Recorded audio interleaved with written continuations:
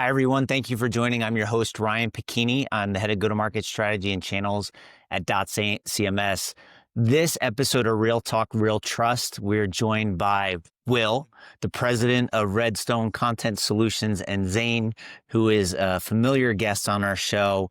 The purpose of this podcast is to talk about building long-term trust with customers. In the digital age where you have fewer chances to make direct connection with the customer, we discuss strategies to create those lifelong relationships with prospects and with your existing customer base. We're going to take a bit of a detour today because we typically will talk about strategies and tactics on how to build those long-term relationships, but we're going to focus on one of the core systems that helps you build those relationships, which is an enterprise content management system, coming from dotCMS, of course. And the reason that we brought Will from Redstone Content Solutions here today is he's going to give us a very unique perspective on the enterprise content management market and what's available to you as a potential buyer. So with that said, I'm going to have Will just do a quick introduction, a little bit about yourself, your role at Redstone, and just a quick overview of the company as well. Please, Will. Yeah, thanks, Ryan. And hi, Zane. My name is Will Cousin. I'm co-president at Redstone Content Solutions.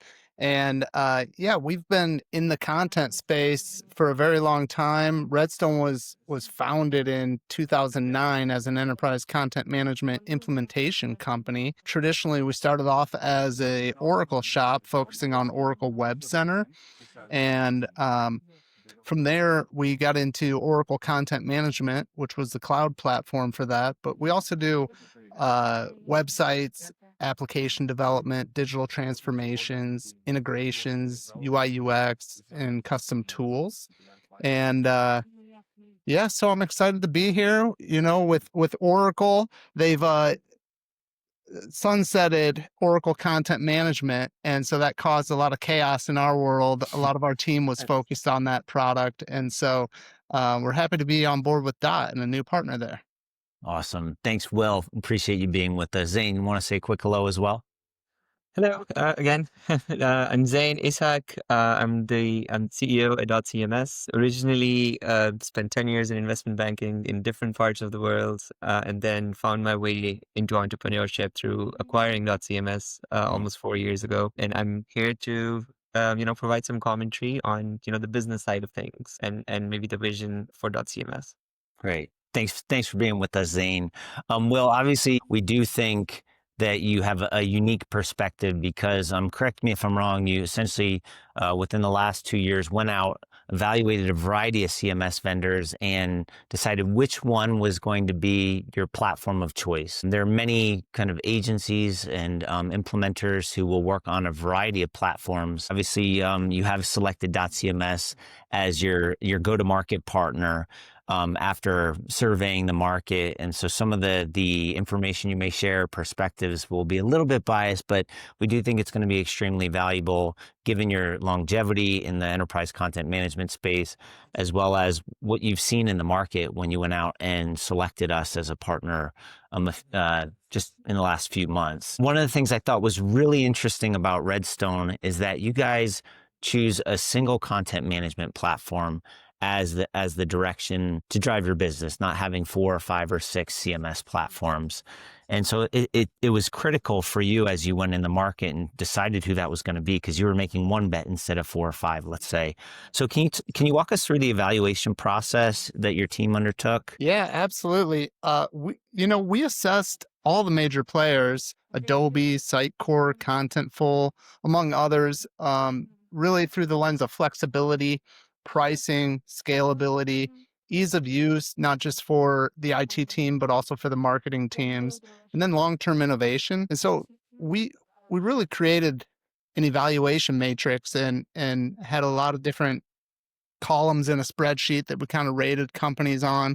Part of that was also their partner network as well, and how we might work with them as a partner. And we looked at a lot of these technologies and we saw a market in transition.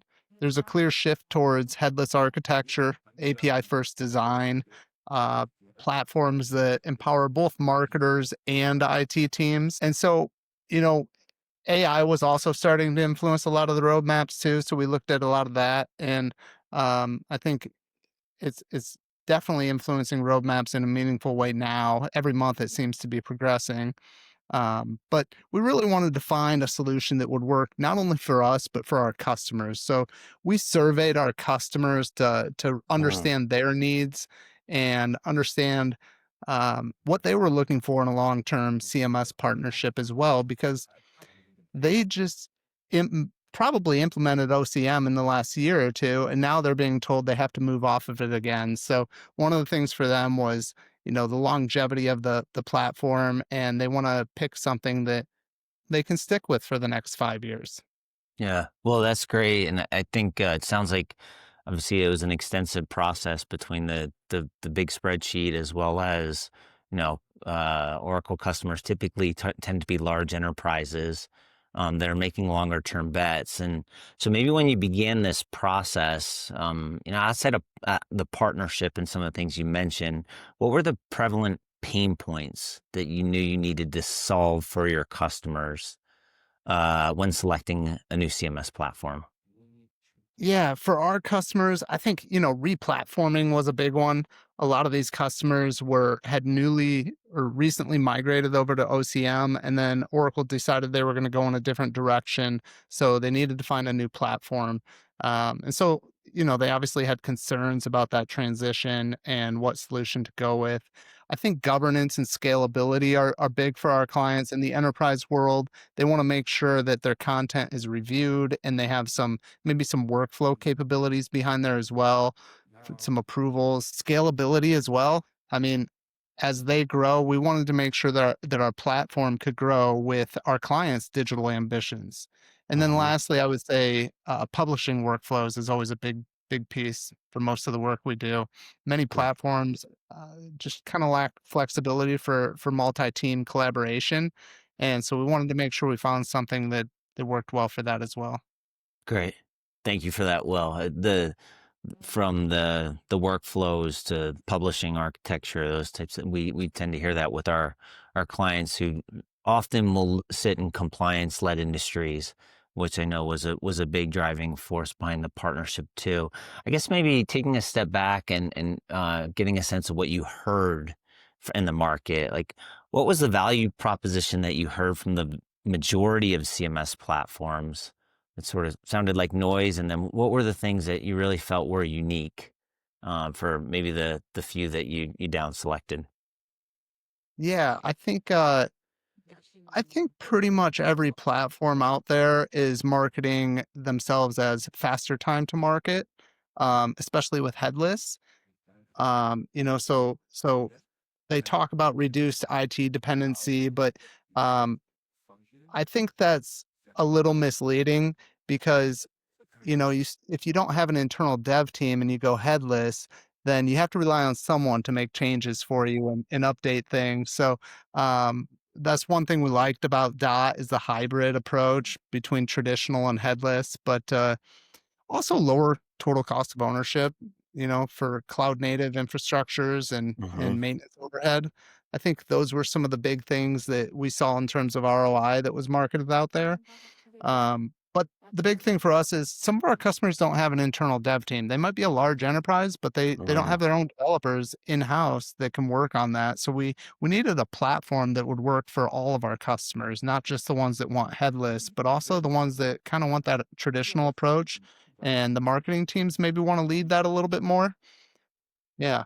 Yeah, no, that's great. Well, I think one of the things that we talked about during your evaluation process was the ability to deliver a bunch of different types of experience through sort of core IT teams, but not necessarily IT teams that were embedded, that were deep. So whether it's an intranet, it's a customer portal, it's a consumer facing website, whether, it's deployed headlessly or in a traditional fashion, those were all things that I remember distinctly in the evaluation process.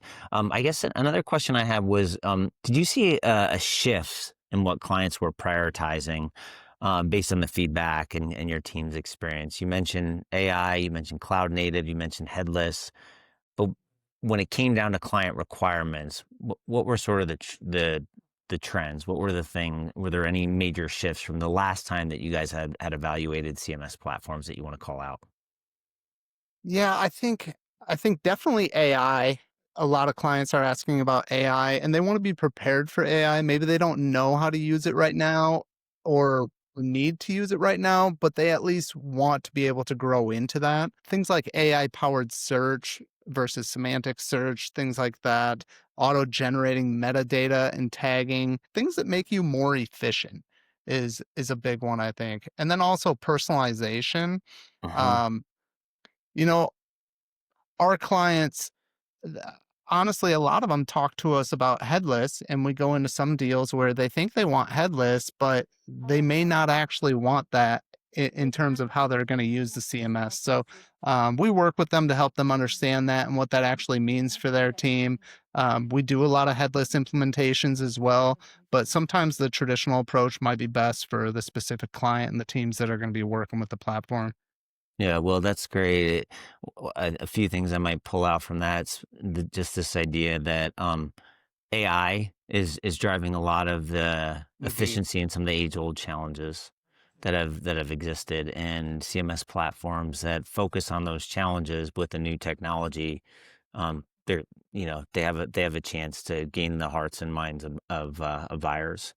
And also, there still is this need to understand client requirements and resources internally, to figure out the right approach. We are seeing a vast amount of headless deployments come our way as IT teams and devs grow internally, but there are, especially in compliance-led industries, there is a good chunk of customers who still would benefit from headless and or from traditional and being able to migrate to headless over time. Zane, I did want to include you on this question because you mentioned that you bought the business and your foray into entrepreneurship a few years ago. What trends are you seeing in terms of what clients are prioritizing today versus maybe what they were prioritizing a few years ago when you bought the business? Yeah, I feel 4 years ago, CMS was still mostly viewed as like a content repository. Obviously, you know, flexibility was important at the time. Security, I feel, at least at the enterprise level, has always been important. But yeah, it was mostly viewed as like a reliable, scalable, I guess, flexible content repository. And I think over the last 4 years, that has significantly changed. It's now becoming more central to the marketing stack, with, I guess, integrations into the entire digital ecosystem of the enterprise, which is where, the headless movement kind of caught a lot of pace. But that has also changed. Like 4 years ago, there was traditional and headless, or monolithic, as you would call it. And now the whole market claims to be composable, which is a difference, right? Composability has now become table stakes. So I feel it's not about whether or not you're composable, it's how frictionless that composable experience is. And again, to Will's point, where do you fall on the spectrum? Are you completely multi-channel and pushing content across channels, etc., while on the other end, you have customers which are 100% on the website? So how headless do you want their marketing experience want to be? So from that perspective, I feel there is also understanding that you need those low code, no code tooling, which is again something that we have invested in pretty heavily. Time to market is absolutely something that has become more important. Will points out every vendor probably claims it, even the headless ones, which almost is like an oxymoron for me. And we've been saying it for a while. If you don't have a very big developer team, a headless implementation might actually increase time to market versus reduce. And yeah, lastly, the two trends that I would say are probably simmering under the surface at this point are personalization and AI. As Will said, everybody wants to do it. It's hard. And it's not really clear how it would be implemented or what the biggest return on that investment would be, which is also top of mind for us when we look at the next few months or a couple of years. Personalization and AI is absolutely front and center of how we're looking at this space. Yeah. And I think, Zane, appreciate the context there, the resurgence of CMS platforms as a place to govern content, AI generated content, to scale personalization efforts in a way that one of the biggest challenges historically was creating that volume of content that was needed. And so Right. it's interesting to hear both the foundational elements and how those are evolving, as well as the future of CMS platforms. That's a really good point. Sorry to interrupt you, but Please, no. I think it's almost kind of turned on its head, the content kind of workflow, where the challenge was creating content and now it's about governing content because there's so much of it. Interesting, good point, right? Thank you. Yeah, it's an exciting time to think through that, the mix of how do you build scale, how do you govern scale. Right. It's a tricky equation that when we talk to customers on a regular basis, there's a fear of being left behind because not having enough content, and there's a fear of the implications of not governing it properly, which is probably a good segue for you, Will. Maybe a little bit leading, but what were some of as you went through the evaluation process, what were some of the must-haves for you in a technology solution, and why? Yeah, I think must-haves, well, it really starts with where we see the market going and what about our customers too. And so, surveying those customers and prioritizing their needs was very important to us. I think security and governance, again, is definitely a must-have. Integrations, workflows, with the enterprise world, that composable DXP, like you're going to connect all your applications into the CMS Hmm. and it needs to work. So I think those were big things. Depending on the client, headless might be very important to them if they're using a DAM and they're pushing content multi-channel to all these different areas where they're publishing content. That type of stuff is important too, and to be able to integrate with those. So we wanted to make sure that we found a flexible solution that would meet all of those needs, and would be able to solve most of those use cases for our clients as well. Yeah. And yeah, I would say, we landed on Dot because I think Dot wasn't really pushing a bunch of feature sets at us. They were using real life use cases Mhm. and that resonated with us and with our clients. And it was a good match for us. And also, talking with the team, very forward thinking, I would say, and very open to feedback as well. We really felt like we could impact some of the roadmap if it were important for our customers and the features they needed as well. Yeah. Well, maybe that's a question for you that I'm curious about. How did you balance, candidly, Redstone isn't a big WPP agency, right? But you also have very, very big clients. And so you were in a unique position of, um, working with Adobe might have been challenging to get within their ecosystem, but you had to make a bet on someone who had a certain level of clout and viability in the marketplace. Were there things about dotCMS that sort of solidified to you that we were that enterprise partner that you could grow and have a two-way relationship with? When we looked at a lot of platforms, um, even some of the bigger players under the hood architecturally, um, they were a little dated technologies. And so I think that was something that, our developers wanted to work with the latest and greatest, and they wanted flexibility. And some of those big platforms, they market flexibility, but it's really difficult to get there. And so those were some of the things that we took into consideration. We wanted to be able to work with modern frameworks and, use our own tools that we're used to as well. And so I think a lot of those things came into play in our evaluation. I think, in the enterprise world, security and governance, I say that a lot, but it's really critical. It may not be as critical to if you're talking to a marketing team, but generally, if you're talking to an IT team, that's like top thing for them is security and governance. Yep. Um, and I suppose on the governance side, in terms of pushing out content, it is. But some of the must-haves were API first, which I think is kind of table stakes. at this point as well. Dot is a great platform for multi-site and multi-site support, um, role-based governance and workflows, the editorial experience. So, you know, do you have to go to IT to make an update to your site, or can a marketing manager push out content and make updates and adjust uh, card layouts or fonts or things like that? Absolutely. And then cloud native deployments. Yep. Those Yeah. are great. Will, thank you for that. Um, this might be this. I think this is a question for both of you. Maybe Zane, I'll turn to you first. What bets are you seeing CMS providers make that you think are either premature or that you think aren't going to have a real ROI for the customers who are using the tool? I do see, the AI hype. We've definitely seen some of the vendors acquire, large, data firms, data companies, and then go to market already.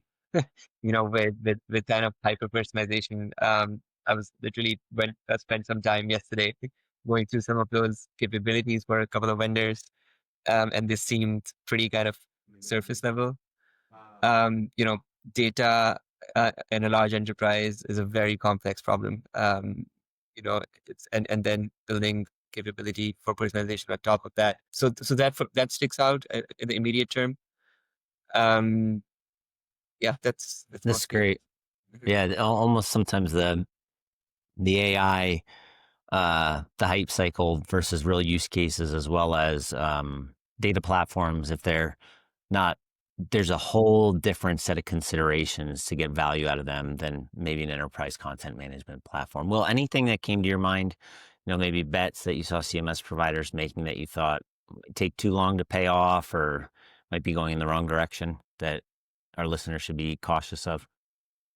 Um, Bets that they're making. The first thing that comes to mind is pretty much every platform we looked at marketed headless. And I think headless is, I think it's great. So I feel like I'm bashing headless a little bit, but I think it's a little overhyped and it's for the right use case as well. It may not solve all the needs for a marketer. It may make it more difficult for them, in fact, than it would for the IT team. Yeah. It's something that we've seen and just being in the CMS space for 15 years, you see the pendulum swing, Yeah. IT marketing, and the headless deployment. What, we've seen is that it's not necessarily a bad thing. It's great. It's for many options, but the experience for others isn't compromised, right? And Hmm. that's a huge part of it. Um, so I guess maybe we'll transition to the future a little bit and just talking about the relationship with dotCMS. And I guess what are the pain points that you feel like you can confidently address with dotCMS, with your current clients and with future clients as they come to you? Yeah, for Redstone, I think content governance is one of those integrations, easier integrations with enterprise systems. And then just the editing experience and autonomy there without sacrificing control. Yeah. Those are a few things I can think of off the top of my head. Awesome. That's great. I guess maybe real quickly, some of the things that you were particularly excited about when you looked at dotCMS, and I think you may have covered some of these, but just giving you the space if there's anything else, whether it was product, culture, ecosystem, anything else that sort of swayed your decision toward dotCMS as you got towards the final cohort. Yeah, I think definitely the culture in the ecosystem, like the people behind .cms, we've grown to get to know very well, and we love the team there. They've been very helpful. Also, just being developer friendly. Like our team is 95% developers, so they want to know that they're working on a developer friendly platform, and they're happy with it, and it works with all of their tools and their IDs and everything that they want to use. So I think those were some big things for our team when we were looking at it. Of course, we took in client considerations as well, but just the ease of working with it for our team and that transition. Great. Thanks for that, Will. Zane, anything, I'm curious from your perspective here. There's the technology that we differentiate with, the culture, but when you think about the bets that you've made in dotCMS to set us up to serve our clients successfully long term, can you share with our listeners just a little bit about your philosophy, your constructs in terms of how you made investments in the company? Yeah, at the risk of being repetitive, I guess the way we think about it is first and foremost, I think central to our, I guess, product philosophy is performance, scalability, and governance. Will mentioned it, you mentioned it, and obviously that's not by coincidence. It's very intentional. We set out to solve complexity. That was the first kind of mission statement that we put out 4 years ago. It has changed since then, but we want to solve large enterprise workloads without complexity. That's like simplified statement of our vision. And then what it means is what Will had also said, um, the multi-site use case. That is where, things get complex. And some of our most successful customers today, use us for hundreds, if not thousands of sites, multiple languages, locations, geographies, products. And again, when you tie it to governance, the way we kind of describe it is if you need centralized governance and localized autonomy, and you have very large complex use cases, we want .CMS to be the best in the world. That's our mission statement. And then on top of that, obviously there's the marketing and the developer experience. For marketing experience, we double down on the universal visual editor.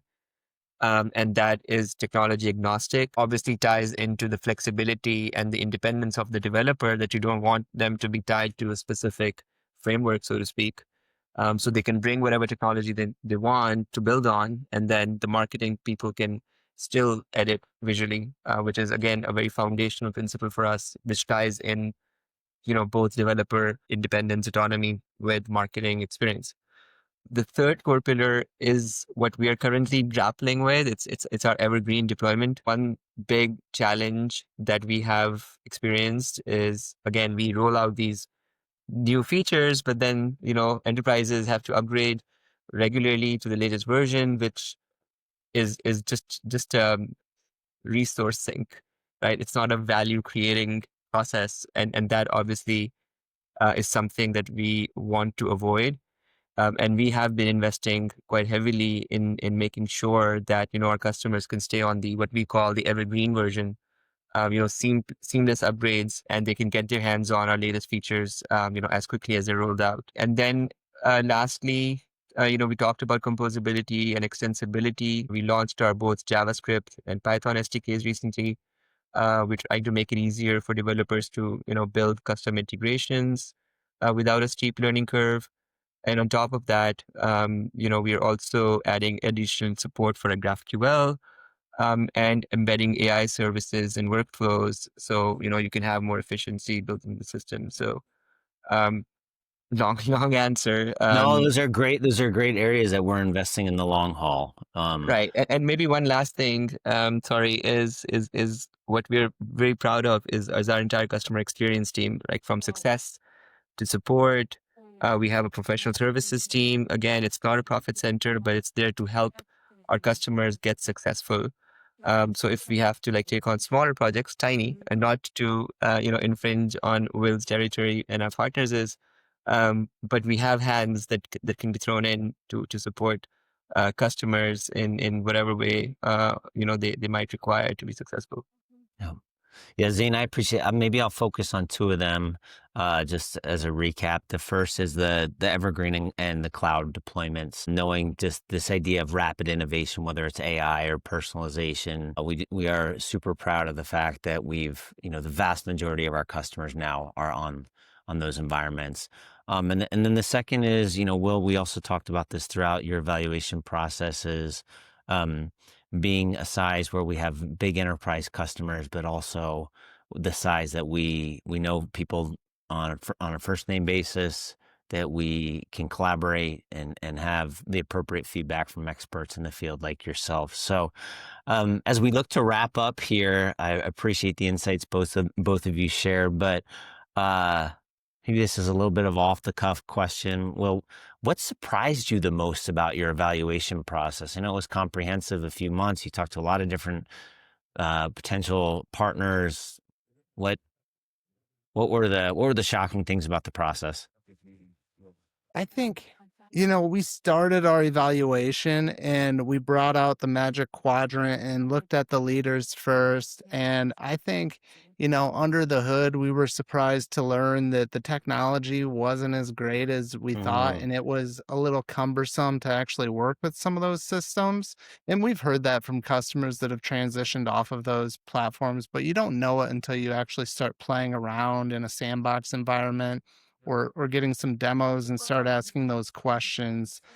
So I think that surprised us the most is uh, some of these large platforms are, eh, I don't want to use the word Frankenstein, but they've been built on top of the same platform for a long time, and it gets Mm. a little messy and hard to do some things that you're used to doing a little bit easier on other platforms. And so I think that was surprising to us. Well, that's really interesting. Well, maybe a takeaway for potential folks who are looking at new platforms is get deep under the hood, understand what's in there, take a serious look at what you'd be getting into, test drive it, ask for a proof of concept, those type of things. I was also going to ask, maybe there's something that you initially underestimated or overlooked as something you said, hey, this isn't high on our requirements list, but maybe it moved up on your requirements list as you went through the process. Is there anything like that you might want to call out? I think for our clients specifically, when talking with them, the replatforming thing, Mm. I think that resonated with a lot of people because it threw a wrench into their budget, into their plans, and it was something where they have a year to get off of this. And so, that news came out after they had already gone through their budgeting cycle, like basically at the beginning of the year. I think it was a December announcement. So, you have to plan for that next year. So, um, from our customers' perspective, having to go and advocate for new budget and replatform was something that they didn't want to walk into, but they had to. Yeah. It's almost like the unstated objective for most folks in the room, which is like, hey, if I am going to switch, there's a bit of a headache that's associated with it. Something we've talked quite a lot at dotCMS is how to ease that pain to get to a system that they want, and we do have some really great innovations specifically on tools like our content import API, as well as some interesting stuff that we're doing with AI to make that process smoother. So the CMS replatform they did a year, 3, 5 years ago would not be the migration that they would do today. So I think that brings us close to time. I'll give you each of the floor one more time to share maybe one or two key takeaways for folks who are on the line who are like, hey, I'm curious about what it would look like to replatform to a new CMS, or I am in market to replatform to a new CMS. What's the advice that you would give them in, let's say, under 60 seconds? So Zane, maybe I'll go to you and then to you, Will. For me, I think basically a summary of everything we discussed. First and foremost, don't go headless for the sake of going headless. Make sure that you understand, the need. Again, if your main channel is your website and you don't have a deep technical bench, you might want to reassess the need for a purely headless solution. And second, I would say don't fall for the AI hype. um, it's still early, especially if you're an enterprise in a regulated industry. It's important to first take a look at, again, data fuels AI. So that's where it's probably a good place to start. Otherwise, garbage in, garbage out. Everybody would sound the same if you're using off-the-shelf models. Yeah, that's for me. Awesome. Thank you, Zane. Will, how about you? Yeah. My advice would be to maybe look beyond the demo, ask for real world use cases, talk to existing customers, understand their challenges, what they went through during implementation, and bring your own team into that evaluation. Bring in the people that are going to use the platform so they can look at it and be comfortable with it too, and create that buy-in from them as well. So make sure it's a good fit for your company and your staff. And I would make sure you ask a lot of questions of those platforms. You want to see how they handle your feedback too. Do they make improvements? Do they take your feedback? And then how they're going to support you post launch as well. Yeah.